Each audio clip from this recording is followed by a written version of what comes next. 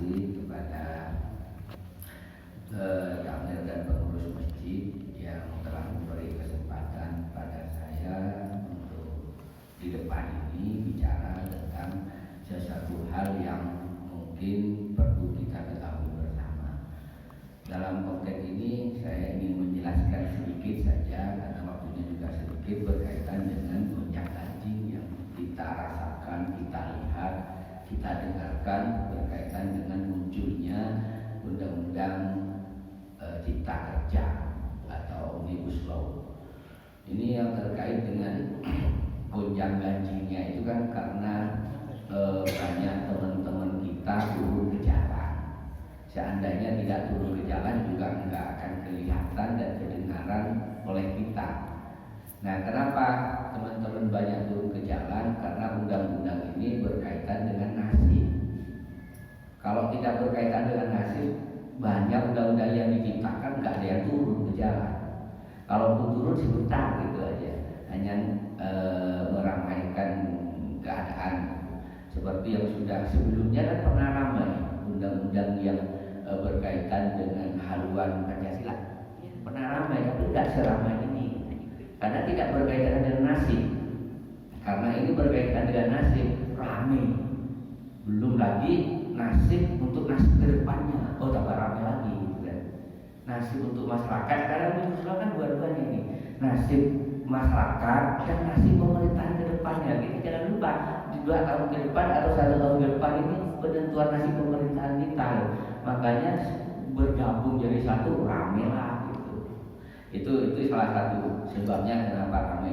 Tapi yang jelas ini undang-undang ini berkaitan dengan nasib teman-teman kita, notabene buruh kita atau pekerja kita, pengusaha kita, pedagang kita.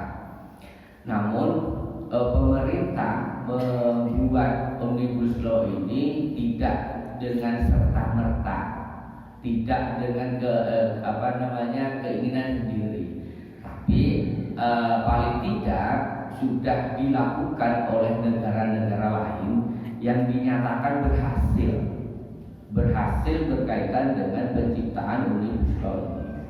Seperti misalnya Turki itu mengeluarkan Omnibus Law berkaitan dengan pajak.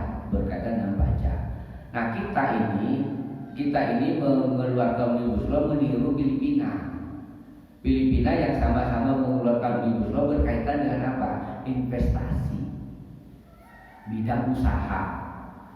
Nah, Filipina berhasil menciptakan Omnibus Law berkaitan dengan pengembangan bidang usahanya. Nah, baik bidang usaha yang di sini tidak terkait dengan pabrik-pabrik, tidak hanya terkait dengan pabrik itu, tapi berkaitan dengan UMKM kita juga. Yang selama ini UMKM kita kan kembang-kempis kehidupannya. Nah, ini munculnya ini kalau yang dari luar, faktor eksternalnya itu karena negara-negara lain sudah membuat dan berhasil. Nah, kita ikut. Nah, dari dalam faktornya ya banyak usaha-usaha kecil kita, pengusaha-pengusaha kecil kita itu yang menganggap peraturan-peraturan yang dikeluarkan oleh pemerintah kita itu mencekik mereka atau menghambat mereka. Nah, bidang usaha di sini yang dimaksud oleh pemerintah, usaha kecil dari masyarakat, usaha besar investasi dari pengusaha-pengusaha itu. Ini yang harus dikembangkan. Jangan lupa ketika satu saja pengusaha mundur dari Indonesia, sudah berapa ratus ribu orang yang tidak kerja.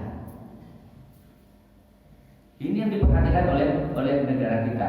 Oleh karena itu, Omnibus Law ini secara tidak langsung memperluas lapangan kerja, menciptakan lapangan kerja, dan memotong mata rantai birokrasi berkaitan dengan usaha kerja. Nah, kenapa demikian? Perlu kita ketahui bahwa untuk menciptakan satu undang-undang Omnibus Law ini, pemerintah harus menghapus 79 undang-undang yang ribet gitu, yang dianggap ribet oleh masyarakat, oleh pengusaha dianggap ribet, sehingga ini dipotong. Untuk apa? Untuk memotong mata rantai birokrasi yang selalu berbelit-belit itu. Dipotong menjadi 79 undang-undang yang dihapus, hanya cukup satu saja. Pasal pasalnya, 1.300 pasal yang dihapus, yang dianggap merugikan para pengusaha kita, pengusaha baik, pengusaha UMKM kita maupun pengusaha besar kita. Intinya pemerintah dalam konteks Omnibus Law ini menciptakan investasi yang sebesar-besarnya bagi masyarakat Indonesia, menciptakan lapangan pekerjaan yang sebanyak-banyaknya bagi rakyat Indonesia. Intinya di situ.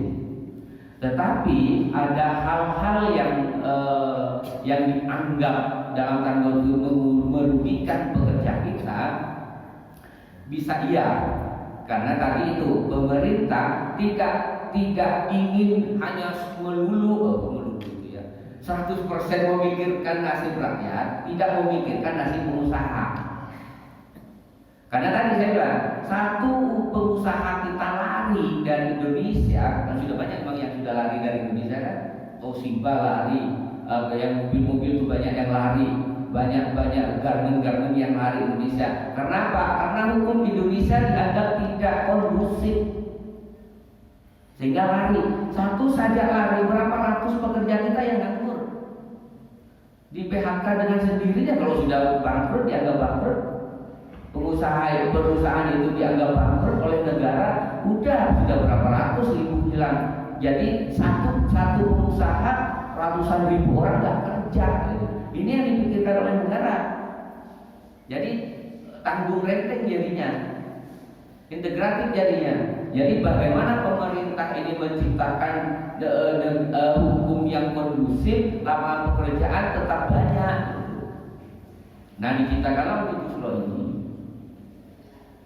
Jadi artinya Omnibus Law ini berkaitan dengan penciptaan lapangan kerja dengan mudah, penciptaan lapangan kerja dengan mudah dan berkeadilan bagi masyarakat, bagi pengusaha, itu intinya. Nah itu, jadi kalau kenapa? Karena tujuan dari diciptakannya Omnibus Law itu adalah yang satu untuk menciptakan lapangan pekerjaan yang sebanyak-banyaknya, itu satu. Yang kedua, tujuannya penciptaan ini adalah untuk pengupahan ini, berkaitan pengupahan dan kerja dari masyarakat kita, pengupahan yang berkeadilan. Nah, berkeadilan ini berkaitan dengan kedua belah pihak. Jadi adil bagi pekerjanya, adil bagi pengusahanya. Seadanya kayak Pak Toto ini kan pengusaha, jadi adil bagi Pak Toto, jangan hanya masyarakat pekerja aja yang dipikirkan harus upahnya begini. Pak Totonya rugi, kan tidak mau juga Pak Totonya. Nah, ini yang dianggap oleh pemerintah itu bagaimana pengupahan yang adil ini diciptakan. Tuh, yang terkait dengan pengupahan dan jam kerja yang adil. Jadi adil di sini ini berkaitan dengan adil bagi buruhnya, adil bagi pengusahanya, itu. Ini yang dikatakan. Nah, selama ini berkaitan dengan itu, berkaitan dengan pengupahan dan lapangan pekerjaan ini banyak peraturan-peraturan yang dikeluarkan oleh pemerintah berdasarkan lembaganya masing-masing tumpang tindih. Sehingga Pak Toto mengurus izin itu susahnya setengah mati, berbelit-belit dan segala macamnya. Ini dipotong mata rantainya. Nah, peraturan-peraturan yang banyak itu sekarang hanya satu, Omnibus Law. Jadi kalau kita hitung tadi 79 undang-undang dibuang berkaitan dengan pekerjaan ini, dipotong, dihapus. Nah, pasalnya ada 1.300 pasal yang dihapus. Hanya ada satu pasal yang dipakai sekarang ini. Jadi penyederhanaan peraturan untuk usaha kerja itu sendiri. Nah, ini yang berkaitan dengan itu. Nah, kenapa masyarakat turun ke jalan, terutama yang pekerja-pekerja itu? Karena ada di Tenggarai setelah dibaca, kalau saya lihat itu ada 1.000, saya sampai sakit mata bacanya, 1.300 halaman lebih. Omnibus Law. Jadi saya dari satu dan seterusnya. Jadi ada 9 item yang dibahas di situ, semuanya berkaitan dengan investasi. Penciptaan peluang kerja itu kan berkaitan dengan investasi. investasi dari UMKM-nya, investasi dari pengusaha besarnya. Itu yang ingat tadi tujuannya itu penciptaan lapangan kerja yang sebanyak-banyaknya, pengupahan dan jam kerja yang berkeadilan. Yang ketiga berkaitan dengan penyesuaian peraturan yang berkaitan dengan usaha mikro, kecil dan menengah. Jadi pemangkasan peraturan tadi itu berkaitan dengan usaha mikro. Yang keempat berkaitan dengan investasi usaha besar, agar jangan sampai pemerintah bersusah payah manggil dari negara-negara lain mempromosikan negara Indonesia, sudah datang ke Indonesia lari gitu. Itu yang diperhatikan juga oleh negara kita. Karena pengusaha-pengusaha kita itu menganggapnya hukum di Indonesia ini ruwet. Itu yang pertama. Yang kedua, menganggapnya upah di Indonesia ini terlalu tinggi dibandingkan dengan hasil produknya atau harga jualnya. Ini yang dirasakan oleh pengusaha-pengusaha luar itu, sehingga ini direkayasa oleh pemerintah bagaimana kedua-duanya ini bisa jalan. Pekerjaan dan pekerja itu bisa damai, aman, sejahtera, pengusaha nggak lari. Ini yang berkaitan dengan kenapa munculnya Omnibus Law ini atau Undang-Undang Cipta Kerja. Kalau saya nggak hafal definisinya, saya harus buka catatan saya berkaitan dengan Omnibus Law itu sendiri atau Undang-Undang Cipta Kerja. Definisinya adalah Undang-Undang Cipta Kerja, upaya penciptaan kerja melalui usaha UMKM dan perlindungan koperasi serta usaha menengah dan investasi tingkat tinggi. Ini definisinya. Jadi secara tidak langsung, yaitu Omnibus Law ini sebagai upaya untuk penciptaan lapangan kerja bagi bangsa Indonesia. Melalui apa? Melalui peraturan. Bagaimana peraturan yang sudah ratusan yang dikeluarkan berkaitan dengan investasi besar dan kecil itu dirubah oleh pemerintah, dihapus oleh pemerintah, dibuat baru oleh pemerintah. Itu jalannya. Jadi yang 79 itu hasil diskusi sudah. Diskusi dengan siapa? Dengan masyarakat, dengan pemerintah sendiri. Karena Omnibus Law ini berkaitan dengan 31 kementerian, termasuk menteri apa yang berkaitan dengan usaha masyarakat, perumahan masyarakat dan segala macamnya. Nah, itu yang berkaitan dengan penciptaan. Satu undang-undang itu berkaitan dengan 31 kementerian. Nah, yang selama ini diributkan terus itu kan masuk di situ juga. Coba kita bayangkan, kalau pemerintah ingin membuat jalan saja, ada yang nggak ribut pemerintah, masyarakat kita. Ada yang tidak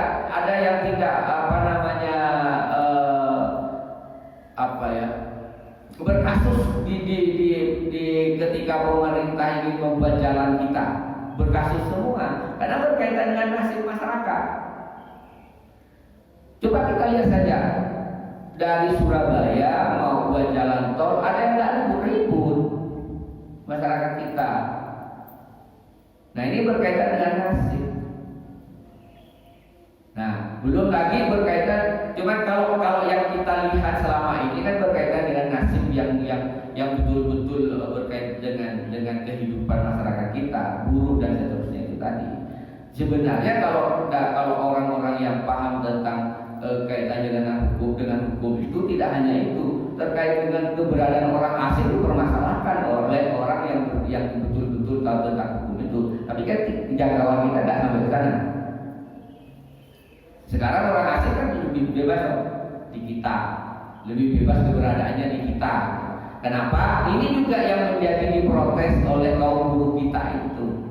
Kalau dulu tenaga asing datang ke Indonesia itu sangat-sangat diperketat keberadaannya, persyaratannya, karena harus kursus bahasa Indonesia dulu, harus izin dari menteri dulu dan segala macamnya. Itu sekarang dihapus. Walaupun bahasa cangcicok, datang aja deh ke Indonesia, kita juga sama-sama nggak paham gitu kan. Sekarang itu yang diprotes. Artinya apa? Kalau TKA banyak datang ke Indonesia, ini akan menggusur tenaga kerja kita. Itu yang diprotes oleh masyarakat kita. Nah, tapi pemerintah berpandangan lain. Kenapa begitu? Dalam konteks teknologi tinggi, dalam pembangunan teknologi tinggi, bukan pekerja kasarnya ya, teknologi tinggi, itu masyarakat kita menurut negara belum mampu mencapai sana semua, kebanyakan gitu. Sehingga harus mendatangkan orang-orang asing itu sekalipun mereka nggak bisa bahasa Indonesia. Nah itu, ini dalam bahasanya zaman Soeharto dulu itu alih teknologi namanya. Jadi udahlah dikerjakan aja oleh tenaga asing di Indonesia, nanti setelah selesai orang Indonesia yang kerja. Sambil orang Indonesia belajar tentang teknologinya. Sekarang kan zaman teknologi, tidak zaman manual semua. Ya. Sudah zaman teknologi. Semua sekarang itu sudah hampir dengan teknologi semua, elektronik semua kerjanya, perintahnya dengan elektronik semua. Nah, masyarakat kita kan lebih banyak belum paham sana, sehingga pengadaannya itu lebih banyak TKA-nya. Nanti setelah lengkap duduk, jadi baru masyarakat kita yang kerjakan. Itu maunya pemerintah seperti itu. Tapi masyarakat kita kan nggak, kemauannya dari nol itu harus masyarakat kita. Nah ini kan butuh waktu banyak. Kalau keinginan masyarakat seperti itu butuh waktu banyak dulu. Kenapa butuh waktu banyak dulu? Karena pemerintah harus melatih dulu tentang teknologinya, bagaimana teknologinya itu kan harus dilatih dulu tuh. Dilatih dulu itu belum tentu 1 bulan 2 bulan kan selesai, tahu, paham, ngerti gitu kan. Nah ini yang dianggap oleh pemerintah, cepat deh diinvestasikan, investasi datang ke Indonesia, nanti setelah duduk lengkap semua, clear, baru bangsa Indonesia yang kerjakan. Itu keinginannya negara kita, bangsa kita. Nah ini yang tidak ketemu antara keinginan pemerintah dengan keinginan masyarakat kita. Ini yang belum ketemu gitu. Nah karena belum ketemu itulah muncul demo-demo. Ada 9 yang oleh masyarakat kita yang kenapa banyak demo itu, ada 9 berkaitan dengan itu. Saya ada 9 hal yang dianggap oleh masyarakat kita, oleh kaum buruh kita, yang dianggap merugikan bangsa kita sendiri. Yang pertama berkaitan dengan perjanjian kerja antar waktu. Di pekerja kita itu kan tidak semua pekerja tetap. Dimanapun guys, dimanapun, di swasta, di negeri juga sama. Tidak semua yang di situ itu pegawai tetap. Atau dalam konteks kalau negeri PNS semua, enggak. Ada pegawai yang tidak tetap, honorer lah ya. Bahasanya kita itu honorer. Kalau di perusahaan itu pekerja antar waktu ada 2. Pekerja antar waktu tertentu, ada outsourcing. Nah ini outsourcing juga dipermasalahkan sekarang. Pekerja antar waktu tertentu itu individual. Ada pekerjaan di perusahaan itu bagian-bagian pekerjaan sesuatu yang dilakukan oleh individu antar waktu, bukan pekerja tetap. Jadi seandainya pekerjaan ini dalam waktu 2 bulan selesai, ya pekerja itu selesai gitu. Tapi ini berdasarkan kontrak. Ini yang diprotes sama masyarakat kita berdasarkan kontrak. Kontraknya misalnya 3 bulan, tapi pekerjaannya 2 bulan sudah selesai. Kalau dulu kan berdasarkan kontrak 3 bulan selesai, pekerjaan sudah selesai, ya sudah selesai lah pekerjaannya. Sekarang tidak, masalah itu dihapus.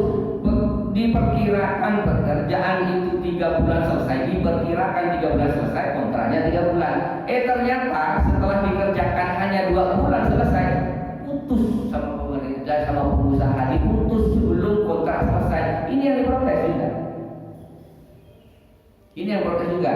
Mestinya katanya buruh-buruh itu disesuai kontrak. Kalau kontraknya 3 bulan, ya gajinya 3 bulan. Tapi menurut pengusaha, terus mana nih pekerjaannya 2 bulan? Saya mau gaji sebulan kan percuma. Itu yang menjadi gonjang-ganjing demo itu, salah satunya itu. Yang kedua, pekerja di luar pekerja tetap, outsourcing itu. Sekarang outsourcing itu malah diperlukan. dalam undang-undang Omnibus Law ini. Kalau dulu satu pekerjaan saja, misalnya satpam, di-outsourcingkan. Outsourcing itu artinya tidak individual yang mengerjakan, tapi perusahaan juga. Satpam itu ada yang mengelola satpamnya, jadi ada perusahaan yang mengelola satpamnya. Jadi perusahaan itu bekerja sama dengan perusahaan, bukan individual satpamnya. Ini outsourcing. Nah, sekarang peraturan tentang outsourcing itu menjadi loss tentang satu pekerjaan. Kalau dulu hanya satu pekerjaan, sekarang bisa semua pekerjaan di-outsourcingkan, menjadi tersingkirlah guru-guru kita itu yang menjadi demo lagi. Itu sebab demonya lagi gitu loh. Jadi outsourcing sekarang wilayah kerjanya diperluas. Kalau dulu terbatas pekerjaan satu pekerjaan, udah pekerjaan ini aja yang di-outsourcingkan, lainnya individual. Artinya pekerjaan tidak tetap sekalipun individual gitu loh. Sekarang ini pekerjaan tertentunya dalam undang-undang Omnibus Law dihapus, menjadi total kan bisa KB, bisa semua outsourcing. Nah, yang terjepit kan masyarakat kita, pekerja-pekerja kita ini menjadi tersingkir karena outsourcing. Kenapa Pak pengusaha milih outsourcing? Karena lebih mudah mengaturnya, lebih mudah mengurusnya, karena perusahaan sama perusahaan kan gitu. Perusahaan sama perusahaan, misalnya 1-2 orang yang dianggap oleh perusahaan pekerjaannya kurang beres, tinggal tegur aja kan pengusahanya, anak buah lu gak beres, ganti, gak berisiko gantinya kan. Pengusaha itu gak berisiko menggantinya. Tapi kalau individu kan berusaha, nggak mau lah, demo lah, segala macam. Itulah yang dipakai oleh pengusaha kita. Artinya tadi jam kerja dan upah berkeadilan oleh negara itu yang diperhatikan, keseimbangan antara pengusaha dengan individual pekerja kita itu yang diperhatikan. Nah itu sehingga muncul outsourcing itu yang dihapus, peraturan-peraturan yang dihapus itu. Baru terkait dengan jam cuti. Nah, kalau dulu itu seperti negara jadinya, seperti pemerintah, seperti di perusahaan itu seperti pegawai negeri harus punya. Seperti pegawai negeri itu dalam 1 bulan cuti 1 hari kan. Nah, perusahaan itu sama dengan itu sebelum Omnibus Law. Sekarang itu dihapus. Gitu. Dalam 1 tahun berarti berapa hari gitu kan, karena 1 bulan 1 hari berarti 12 hari cuti panjang dihapus sekarang. Jadi nggak ada jam istirahat, itu yang diprotes juga. Itu yang diprotes juga oleh masyarakat kita. Jadi nggak ada jam istirahat gitu. Jadi itu yang berkaitan dengan kenapa masyarakat turun ke jalan itu. Ada 9 berkaitan dengan masyarakat kita turun ke jalan itu. Turun ke jalan itu ada 9 hal, ya ada 9 hal yang berkaitan dengan munculnya undang-undang Omnibus Law atau Cipta Kerja itu. Ada 9 hal yang diprotes oleh masyarakat kita, termasuk juga PHK tanpa pesangon.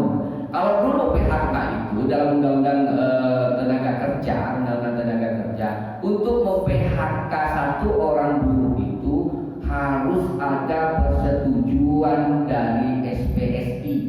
Jadi didiskusikan dulu dengan SPSI. Sekarang tidak, langsung kewenangan perusahaan. Nah ini artinya mempercepat matinya buruh kita. Kalau perusahaan nggak senang, pecah kan gitu kan jadinya. Nah ini menjadi satu unsur kenapa mereka jalan juga itu, turun ke jalan juga itu. Nah ini yang terkait dengan kenapa Omnibus Law itu muncul, banyak masyarakat turun ke jalan yang disebabkan oleh 9 hal ini, semua berkaitan dengan buruh dan investasi tingkat tinggi. Investasi tingkat tinggi tadi itu berkaitan dengan orang asing tadi itu, pekerja asing tadi itu yang satu hal yang berkaitan dengan dia dianggap mendesak kaum buruh kita juga. Semakin banyak tenaga kerja asing ke Indonesia, maka semakin terdesak pekerja-pekerja Indonesia kita. Nah itu yang ada 9 hal tadi itu semuanya berkaitan dengan nasib. Makanya saya bilang kalau undang-undang keluar itu berkaitan dengan nasib, gejolaknya lebih besar daripada undang-undang yang berkaitan dengan masyarakat lainnya, lebih besar. Nah apalagi memang tepat ini waktunya, karena tahun depan itu ada macam-macam gonjang ganjing pemilu dan segala macamnya. Ini berkaitan dengan siapa yang mau pilih dan siapa yang tidak dipilih, siapa yang disenangi dengan siapa yang tidak disenangi. Ini artinya ada unsur politiknya juga. Sehingga sampai Pak Mahfud ulang, saya tahu tuh dalangnya itu politik itu. Saya tahu tuh dalangnya, gitu kan. Itu hanya rambu-rambu bahwa ini ada unsur politiknya, gitu. Sehingga harus muncul hal yang seperti itu. Tapi yang jelas berkaitan dengan Omnibus Law itu yang dikeluarkan, kalau secara isi tadi itu ada berkaitan dengan 11 klaster. Ada berkaitan dengan 11 klaster itu berkaitan dengan perizinan. Jadi seluruh pasal itu berkaitan dengan perizinan, berkaitan dengan investasi tingkat kecil, menengah dan tinggi atau besar, berkaitan dengan pengadaan lapangan kerja, pengadaan lahan yang saya bilang tadi, buat jalan aja itu ribut-ributnya. Kalau ributnya buat jalan itu nggak hanya sekarang, dari dulu mah udah ribut. Kalau pemerintah mau buat jalan, mau buat apa itu sudah ribut. Kenapa ribut masyarakat? Nah ini kaitannya dengan ketidakpahaman masyarakat kita terkait dengan hukum. Kenapa? Karena masyarakat kita itu menyamakan menjual tanah kepada saya, menjual tanah kepada pemerintah, itu disamakan. Padahal ini kan tadi saya bilang nggak paham tentang hukum. Padahal hukum kita itu mengatakan lain. Kalau masyarakat kita menjual tanah ke saya itu kan ukurannya harga pasar. Berapapun harga pasar yang di situ, ya itulah yang harus kita beli. Paling tidak naiknya dikit. Tapi beda ketika pemerintah membeli tanah untuk kepentingan kita. Jalan raya itu kan kepentingan kita. Walaupun katanya orang yang pakai sepeda motor enggak, bukan untuk kita. Atau yang pakai sepeda engkol bukan untuk kita. Tapi yang jelas yang lewat di situ itu kan masyarakat. Nah, dalam judul undang-undangnya itu pengadaan tanah untuk pembangunan kepentingan umum. Jadi ada bedanya ketika Ramayana dibuat itu untuk masyarakat juga, tapi tidak masuk kategori itu. Sama-sama untuk masyarakat di pandangan kita, pandangan masyarakat, nggak masuk. Pemerintah membuat jalan raya dengan pengusaha membuat mall di Loyo itu beda kategorinya. Sehingga ketika masyarakat menjual tanah untuk mall di Loyo dengan menjual tanah beda hukumnya. Nah ini kan karena faktor ketidakpahaman masyarakat terkait dengan hukum. Satu lagi yang umum biasanya kita selalu ribut begini tentang hukuman dan sanksi. Orang mencuri ayam dengan korupsi itu kan masyarakat kita menyamakan. Masyarakat kita selalu menyamakan. Itu loh yang korupsi setiap miliar hanya 2 bulan, hanya 3 bulan, hanya 1 tahun. Nah orang curi kambing itu loh bisa 5 tahun dan segala macamnya. Nah ini menyamakan apa? Menyamakan hukum yang diberlakukannya. Padahal beda antara undang-undang yang mengatur tentang korupsi dengan undang-undang pidana yang mengatur tentang pencurian kambing itu beda hukumannya, beda pengaturannya. Nah, karena masyarakat kita nggak tahu, dianggap semuanya sama. Udah sama-sama nyuri uang rakyat, ini nyuri kambing rakyat, sama-sama gitu kan. Tapi hukumnya itu beda. Loh kenapa beda? Dia tanya sama wakil kita. Yang buat kan wakil kita dong. DPR kita yang buat sama pemerintah kita. Oh salah mereka. Ya salah kita juga, kenapa kita milih mereka? Nah, itu rentetannya. Rentetannya gitu. Kalau kita tanya, oh DPR nggak kenanya kita, kenapa milih dia? Kan gitu ceritanya. Nah ini gonjang-ganjing di masyarakat kita itu karena apa? Karena ketidaktahuan masyarakat kita tentang hukum yang dikeluarkan oleh negara kita. Gitu. Ini pasti gonjang-ganjing yang dua hal saya contohkan tadi itu gonjang-ganjing pasti setiap ada masalah, setiap kita mendengar putusan di TV dan melihat di TV dan mendengar di berita segala macamnya, pasti kita gonjang-ganjing juga, pasti ribut kita. Oh nggak benar tuh hakim itu, ngapain itu para koruptor hanya di penjara hanya 1 tahun, 2 tahun, 3 tahun, nyuri kambing lu bisa 5 tahun. Itu kan gitu kan kita kalau melihat di TV loh putusan hakim. Nah kenapa? Karena kita nggak paham tentang dasar hukum hakim mengeluarkan peraturan itu.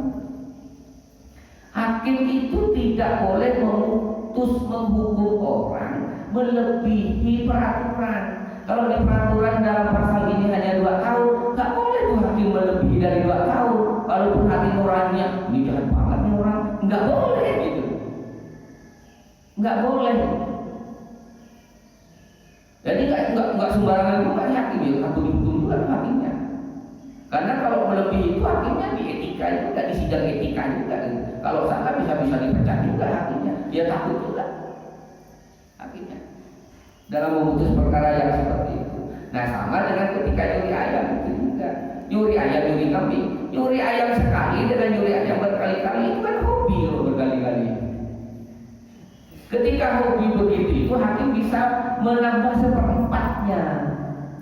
Nah kita kan hanya tahu sekali kok, ini nyuri kambing kok tinggi ya, kan kita nggak tahu kalau dia hobi nyuri kambing. Ya, nah itu yang berkaitan dengan itu. Yang saya lagi, nyuri sapi dengan nyuri cangkul bisa sama hukumannya. Bisa sama dengan orang yang nyuri sapi. Kenapa? Karena cangkul berkaitan dengan hajat hidup keluarga itu. Keluarga itu hanya bekerja di petani, satu-satunya alat yang dipakai cangkul yang dicuri itu. Ini hukum. Cangkul yang dicuri itu satu-satunya bapak itu bekerja di tanah, di sawahnya segala macam. Dicuri, bisa berat itu walaupun cangkul. Gitu. Oh, kok sama ya dengan orang nyuri sapi? Iya, nyuri sapi kan bukan penghidupan. Bukan satu-satunya penghidupan dia, bukan satu-satunya alat penghidupan dia. Begitu. Ini hukum, dunia hukum seperti itu. Nah yang nggak tahu hukum kan tinggal ngomel-ngomel aja kan, ngomel-ngomel aja. Nah ini saya ambil contoh aja. Pencuri di dalam rumah berpagar dengan rumah tidak berpagar beda hukumannya. Oh di mana letaknya? Kenapa beda? Ya di pagarnya. Karena dia berusaha, kalau misalnya dia merusak gembok, kunci, patah segala macam, sudah dua kesalahan dia. Merusak gembok, kesalahan. Mencuri barang orang, kesalahan. Nah itu tadi kan pagar menjadi penyebab pemberatan dibandingkan dengan rumah yang nggak ada pagarnya. Oh, satu saja. Ini hukum kita. Ini hukum kita. Ya. Kalau begitu, pagar aja rumahku ya wes pagar aja gitu. Biar apa namanya ada pemberat gitu. Nah tadi cangkul itu pemberat ini, pemberat hukuman. Walaupun cangkul, alah cangkul lain, gitu kan? Alah cangkul lain, gitu. Kok bisa berat? Nah pernah dengar emak-emak nyuri semangka dihukum atau disidang? Pernah nggak? Pernah. Protes nggak ibu? Kita semua protes nggak? Emak-emak tua itu nyuri semangka di sidang? Protes nggak kita? Protes ya kita. Oh mau emak-emak nyuri semangka atau biro? Oh bisa diproses. Nah ini kan kaitannya dengan apa? Kenapa harus diproses? Karena di dalam hukum itu ada 3 bang. Ada kepastian hukum, ada manfaat hukum, ada keadilan hukum. Nah yang diproses itu berkaitan dengan kepastian hukumnya. Orang nyuri siapapun, bentuknya apa, pencuriannya harus diproses. Tinggal nanti bagaimana hukumannya, itu kemanfaatan hukum sama keadilan hukum. Itu. Jadi ada 3 ini harus dijalankan. ada kepastian, pasti orang nyuri apapun siapapun orangnya proses. Walaupun mak tuwe proses. Nah tinggal nanti mau dihukum enggak, itu urusannya terkait dengan kemanfaatan hukum sama keadilan hukum ini. Mak ya nggak usah dihukum, wes dibebas. Cara membebaskan itu kan gampang lah, cara membebaskannya. Hukum aja dia 3 bulan 2 bulan sudah nggak masuknya. Kenapa? Karena sebelumnya dia kan di polisi dulu kan. Polisi itu hukuman dihitung hukuman. Dimasukkan di polisi dulu 3 bulan, di jaksa 3 bulan, misalnya udah 6 bulan, sama hakim itu ketok palu 2 bulan masuk penjara, nggak masuk, itu sama dengan langsung bebas gitu. Hanya tadi berkaitan dengan kepastian hukum dijalankan, keadilan dan kemanfaatan dijalankan juga. Enggak, salah tetap salah. Di mana salahnya? Jurinya salah. Tapi dia nggak perlu dihukum karena sudah tua. Hanya juri semangka untuk kepentingan lapar paling dan segala macam, itu yang tidak perlu dihukum. Maka asas keadilan sama kemanfaatannya dijalankan sama hakim itu. Tapi kan kita kadang-kadang benar-benar duluan mama kayak bonus diproses, gak kasihan. Nah itu yang dijalankan oleh hakim kita. Kenapa? Hakim berjalan dengan sesuai dengan koridor undang-undangnya. Nah itu mungkin yang berkaitan dengan omnibus law dan hukum kita yang terkait dengan gonjang-ganjing selama ini yang ada di jalanan kita selama ini, memang berkaitan dengan nasibnya mereka walaupun nanti ada orang lain yang mencari kesempatan di dalam kesempitan yang terjadi di jalanan selama ini. Itu untuk penjelasan lebih lanjut mungkin nanti tinggal Pak Wahyu meminta yang mana dari 9 item itu kita lanjutkan. Tentang apa aja kita lanjutkan. Oke, judulnya apa kita carikan gitu. Ya yang penting kita sama-sama tahu sekarang kan gitu kan. Sama-sama tahu walaupun tidak detail banget. Tahunya ya pokoknya tahu lah. Oh gonjang-ganjing itu karena sebab ini. Oh omnibus law itu ini. Jadi ibu bisa cerita ke anak-anak kalau misalnya mempertanyakan tentang kenapa ya demo dan segala macamnya. Nah orang demo itu bisa ada yang tahu, ada yang ingin tahu dan ikut-ikutan. Ya kayak demo masa lalu, ada pengumuman besok ada demo masa, ada yang ingin tahu betul-betul ingin tahu, ada yang hanya sekedar tahu, ada yang sekedar datang aja wes meramaikan, kan gitu loh. Nah samalah dengan demo-demo di jalanan dulu gitu. Belum lagi ada iming-iming door prize, ada door prize-nya loh gitu. Cepat kan datang walaupun tidak berkepentingan, wah ini door prize-nya ono kayak gitu kan. Nah demo-demo di jalannya juga ada door prize-nya juga ada, ya kan? Isunya sekarang itu selesai door prize-nya. Itu isu aja. Itu yang terkait dengan penjelasan omnibus law yang dapat saya sampaikan pada kesempatan ini. Oh ya, Waalaikumsalam. Begini Pak, Bapak memberikan wawasan kepada kita, terima kasih. Hanya walaupun saya itu bukan guru, tapi adalah purna tugas atau pensiunan, namun saya ingin begini loh Pak. Kita itu kan kalau punya diberi wawasan seseorang, itu kan pasti di dalam hati itu timbul gejolak. Nah gejolak kita itu apakah kita itu misalnya oh iya ya wes lah, tapi kan ada juga kayak ngono ya. Nah kalau misalnya menurut Bapak, kalau menurut saya ada sih sudah apa itu kepercayaan diri di dalam diri saya harus bagaimana yang saya tahu. Tetapi sebaiknya kita gimana kalau ada seperti itu? Karena tadi mulai pertama sampai terakhir itu saya seakan-akan ada kontradiksi wawasan di dalam otak saya, sehingga saya itu apakah harus ya wis lah bene lah demo, ya wis lah koyo ngene.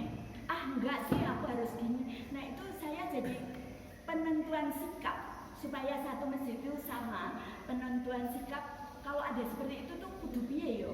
Nah ini yang saya tidak bisa mengambil dari apa yang tadi diwawasan oleh Bapak. Kita sebaiknya ngene lah gitu. Nah itu mohon maaf sekali karena saya sering walaupun sudah pensiun itu sering otak saya masih kemana-mana gitu, saya harus bagaimana gitu. Terima kasih. Oke, makasih Bu. Ibu yang bersikap seperti itu karena ibu ingin tahu mendengarkan sesuatu kan? Hanya ingin tahu mendengarkan sesuatu. Sama dengan tadi itu, aku besok ada demo masak, ibu datang. Ibu datang itu kan bukan karena tahu, bukan karena sudah tahu, tapi karena ingin tahu. Nah, datangnya ibu ke sana itu kan hanya ingin tahu, sama dengan berdemo tadi itu. Ingin tahu. Nah, ketika datang di tempat demo masa dan segala macamnya, ibu kan mendengarkan, melihat, ya, kalau bisa praktekkan. Setelah pulang dari itu, ibu marah nggak kira-kira? Semualah. Setelah ini dia mau masak ini gitu. Kan kita awalnya nggak tahu, oh saya mau ke sana deh karena saya nggak tahu gimana sih, kayak apa sih bentuknya. Setelah itu lihat demonya, lihat. Oh ini menunya, dipraktekkan. Oh kayak gini tuh hasilnya. Pulang itu agak marah nggak? Marah. Nah ibu dengan datang seperti ini, tahu seperti itu, sekarang menjadi marah. Itu artinya apa? Suatu kewajaran dari manusia semuanya. Ketika ada sesuatu yang tidak ingin kita tahu, yang tidak kita ketahui, ada informasi kita tahu, pasti kita mencari tahu. Setelah mencari tahu dan sudah tahu hasilnya seperti itu dan seperti ini, sudah selesai karena kita sudah tahu. Kegalauan ibu itu sekarang ini kan karena sebab kekurang tahuan, kekurang pahaman tentang ada apa dengan Omnibus Law ini, ada apa dengan teman-teman semua itu turun ke jalan itu, kan itu. Itu yang menjadi beban di benak ibu selama ini. Sekarang sudah saya kasih info terkait dengan itu, terkait dengan Omnibus Law dan teman-teman turun ke jalan. Paling tidak sudah ada jawaban sedikit, walaupun tidak 100% sudah terjawab. Yang pertama, yang kedua, untuk lebih mahal lagi di hati ibu, untuk menjadi terang di hati ibu, download aja tuh si Omnibus Law, sehingga bacaan gimana sih tentang Omnibus Law ini. Nah itu untuk menjawab kegalauan kita, paling tidak kita harus mencari tahu, harus belajar dan mencari tahu itu.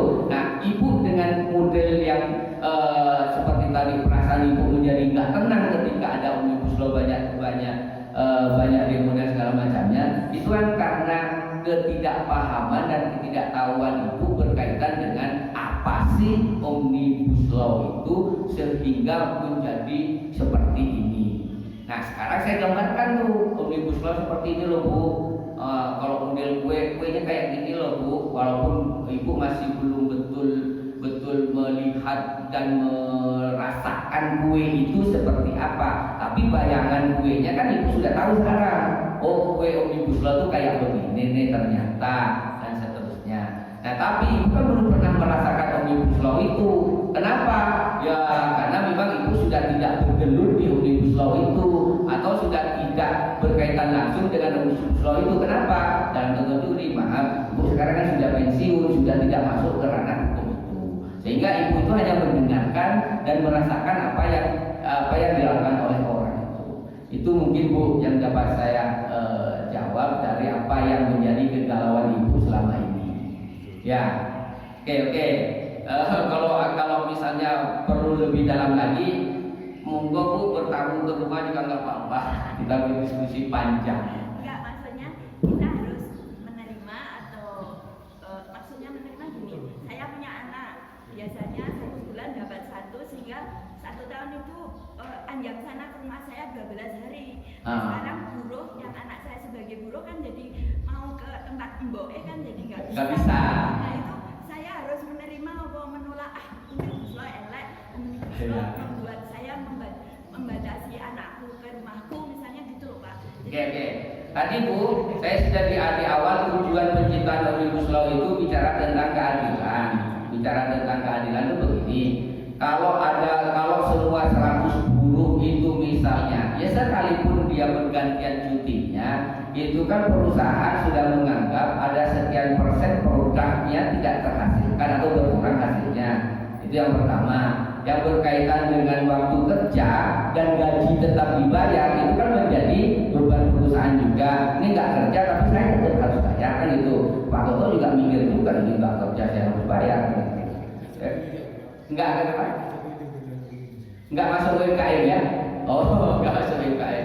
Nah itu, kalau ibu itu berkaitan dengan perasaan seorang ibu dan konteksnya sosial sih, konteksnya sosial, bukan konteks keuntungan dan konteks kerja, sehingga anak ibu tidak berkunjung itu dianggapnya merugikan sisa ibu gitu dalam sisi konteks sosialnya. Ini biasa datang kok nggak datang, nah kita gitu. Tapi perusahaan kan lain, ini nggak kerja kok saya bayar. Nah, itu konteks pemikirannya, sehingga menjadi dua yang kontradiksi gitu. Kalau ditanya bagaimana saya harus nerima apa enggak, ya kalau ibu nggak nerima dan anaknya mau protes, monggo silakan, selama tidak dipecat juga nantinya kan gitu.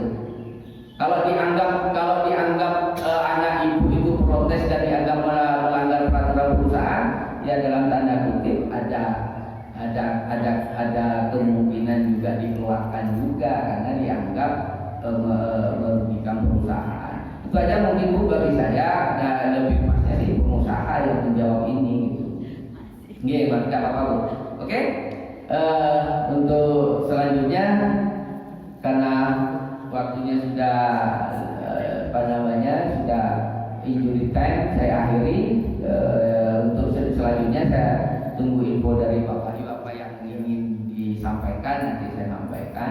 Mau berkaitan dengan jalan tadi itu, pembelian tanah dan segala macamnya, monggo silakan. Saya akhiri. Wassalamualaikum warahmatullahi wabarakatuh. Monggo sarapan. Tanya sarapannya opo ngono ah? Sarapan apa?